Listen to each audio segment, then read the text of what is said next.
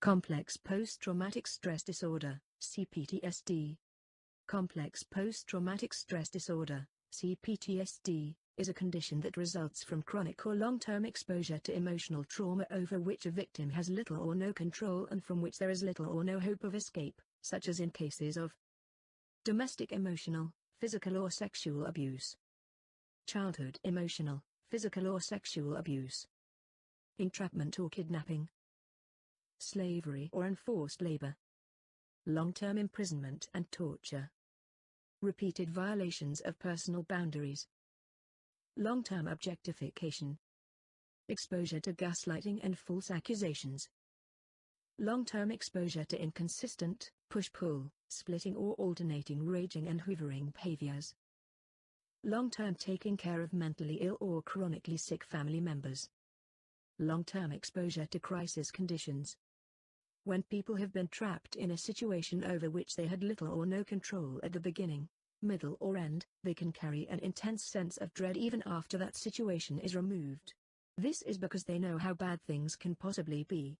And they know that it could possibly happen again. And they know that if it ever does happen again, it might be worse than before.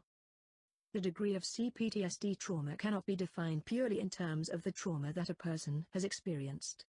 It is important to understand that each person is different and has a different tolerance level to trauma. Therefore, what one person may be able to shake off, another person may not. Therefore, more or less exposure to trauma does not necessarily make the CPTSD any more or less severe.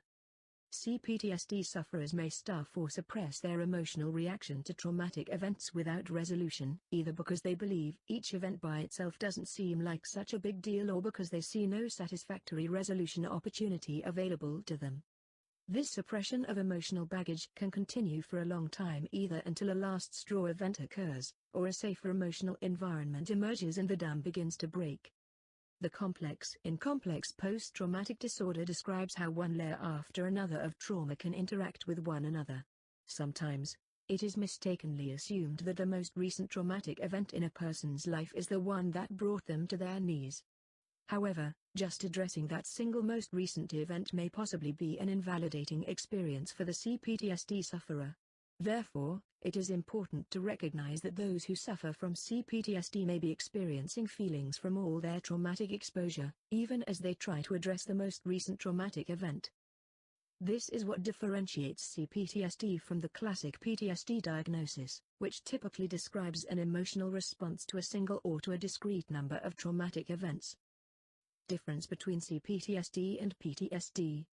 Although similar, complex post-traumatic stress disorder, CPTSD, differs slightly from the more commonly understood and diagnosed condition post-traumatic stress disorder, PTSD, in causes and symptoms.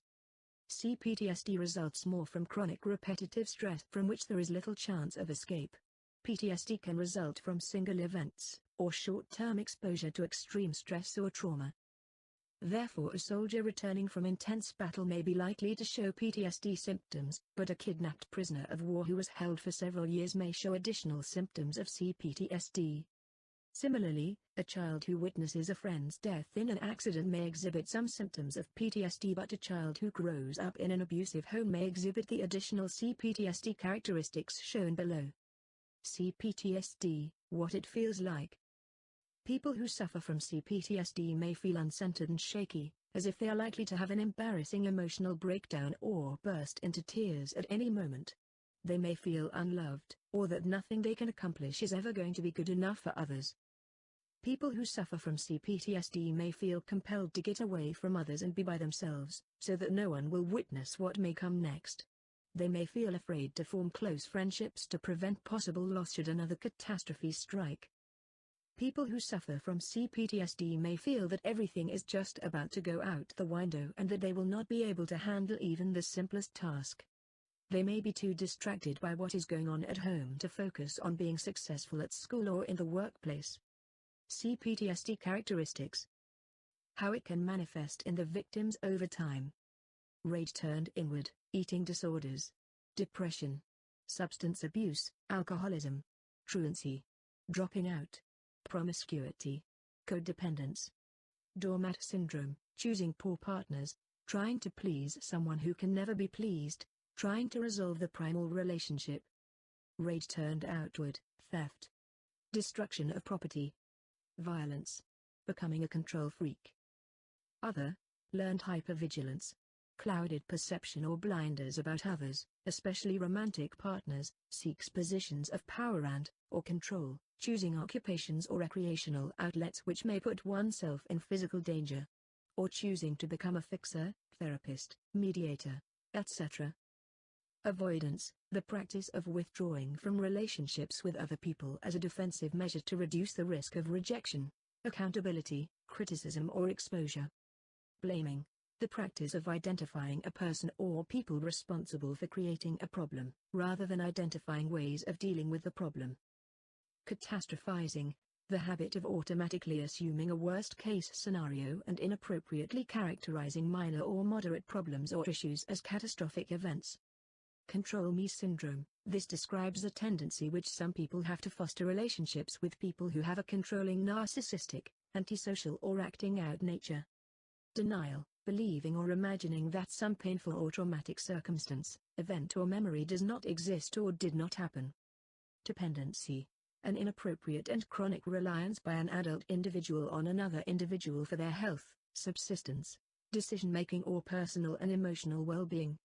Depression, non-PD, depression is when you feel sadder than your circumstances dictate, for longer than your circumstances last, but still can't seem to break out of it. Escape to fantasy, taking an imaginary excursion to a happier, more hopeful place. Fear of abandonment, an irrational belief that one is in imminent danger of being personally rejected, discarded or replaced. Relationship hypervigilance, maintaining an unhealthy level of interest in the behaviors, comments, thoughts and interests of others. Identity disturbance, a psychological term used to describe a distorted or inconsistent self-view. Learned helplessness is when a person begins to believe that they have no control over a situation, even when they do. Low self-esteem, a common name for a negatively distorted self-view which is inconsistent with reality. Panic attacks, short intense episodes of fear or anxiety, often accompanied by physical symptoms, such as hyperventilating, shaking, sweating and chills. Perfectionism, the maladaptive practice of holding oneself or others to an unrealistic, unattainable or unsustainable standard of organization, order, or accomplishment in one particular area of living, while sometimes neglecting common standards of organization, order or accomplishment in other areas of living. Selective memory and selective amnesia, the use of memory, or a lack of memory, which is selective to the point of reinforcing a bias, belief or desired outcome. Self-loathing, an extreme hatred of one's own self, actions or one's ethnic or demographic background. Tunnel vision, the habit or tendency to only see or focus on a single priority while neglecting or ignoring other important priorities. CPTSD causes. CPTSD is caused by a prolonged or sustained exposure to emotional trauma or abuse from which no short-term means of escape is available or apparent to the victim. The precise neurological damage that exists in CPTSD victims is not well understood. CPTSD treatment. Little has been done in clinical studies of treatment of CPTSD. However, in general the following is recommended. Removal of and protection from the source of the trauma and/or abuse. Acknowledgement of the trauma as real, important and undeserved. Acknowledge that the trauma came from something that was stronger than the victim and therefore could not be avoided. Acknowledgement of the complex nature of CPTSD, that responses to earlier traumas may have led to decisions that brought on additional, undeserved trauma. Acknowledgement that recovery from the trauma is not trivial and will require significant time and effort. Separation of residual problems into those that the victim can resolve, such as personal improvement goals, and those that the victim cannot resolve, such as the behavior of a disordered family member. Mourning for what has been lost and cannot be recovered. Identification of what has been lost and can be recovered. Program of recovery with focus on what can be improved in an individual's life that is under their own control. Placement in a supportive environment where the victim can discover they are not alone and can receive validation for their successes and support through their struggles. As necessary, personal therapy to promote self-discovery. As required, prescription of antidepressant medications. What to do about CPTSD if you've got it? Remove yourself from the primary or situation or secondary situations stemming from the primary abuse. Seek therapy. Talk about it. Write about it. Meditation. Medication if needed. Physical exercise. Rewrite the script of your life. What not to do about it? Stay. Hold it in. Bottle it up. Act out. Isolate.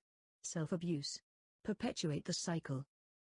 What to do about it if you know somebody else who has CPTSD? Offer sympathy, support, a shoulder to cry on, lend an ear. Speak from experience, assist with practical resolution when appropriate, guidance towards escape, therapy, etc. Be patient. What not to do about it if you know somebody else who has it? Do not push your own agenda, proselytize, moralize, speak in absolutes, tell them to get over it, or try to force reconciliation with the perpetrator or offer surefire cures. Neglect. Definition. Neglect, a passive form of abuse in which the physical or emotional needs of a dependent are disregarded or ignored by the person responsible for them. Doing harm by doing nothing. Neglect is a form of abuse where an action rather than direct action leads to the harm of an individual or object. As is the case with other types of abuse, neglect may be intermittent, sporadic or inconsistent, and in between times may be filled with periods of adequate care or sometimes an overwhelming or overcompensating showering with gifts, attention or favors. Child neglect. Children are the most vulnerable to neglect, and child neglect is by far the most common form of child abuse recorded in the U.S., accounting for 71% of reported cases in 2008. Child maltreatment statistics. See larger chart. Source: U.S. Department of Health and Human Services Child Maltreatment Report 2008. Elder neglect prevalence. U.S. Administration on Aging. National estimates of the incidence of abuse, neglect, and self-neglect of persons 60 years and older, 1996, are as follows. Type estimated incidences. Abuse 402,287. Neglect, abandonment 182,368. Self-neglect 138,980. Source: U.S. Administration on Aging. National estimates of the incidence of abuse, neglect, and self-neglect of persons 60 years and older, 1996. Examples. Common forms of neglect include malnourishment, insufficient supervision, inadequate medical care, failure to provide education, maintenance or means of financial support.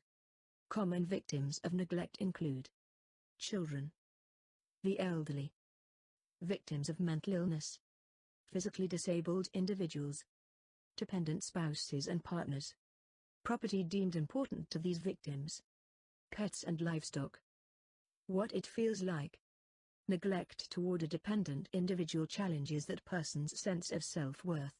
They may blame themselves for the treatment they are experiencing, may feel worthless or guilty, and may try to win the favor of their caregiver through performance, bargaining or favors. Individuals who are exposed to episodes of neglect may begin to go through stages of grief as they come to terms with the sense of loss caused by having their genuine survival and well-being needs being ignored. Long-term or sustained, sporadic neglect of an individual will often lead to that person feeling trapped like a prisoner and may result in symptoms of complex PTSD. In the case of people who are physically vulnerable such as young children, profoundly disabled persons or frail-aged people, it can also result in serious medical consequences, or even in extreme cases, death. Learning to cope. Neglect is a serious and often illegal form of abuse. The victim is often a dependent who needs outside help to confront or stop the abuse. What not to do. Don't try to fix it by yourself. Don't ignore it or write it off as minor or unimportant. Don't stay in an abusive environment if you can choose otherwise. Don't appeal to the abuser's logic or reason.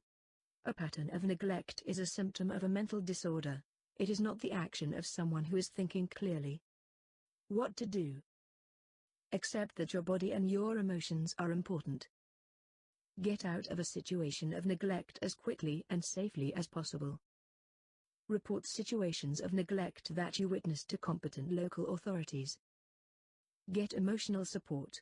Talk to somebody who understands. Neglect links. U.S. Department of Health and Human Services Child Maltreatment Report 2008. U.S. Administration on Aging. National estimates of the incidence of abuse, neglect, and self-neglect of persons 60 years and older, 1996. Related personality disorders. Paranoid, schizoid, schizotypal, antisocial, borderline, histrionic, narcissistic, avoidant, dependent, obsessive-compulsive,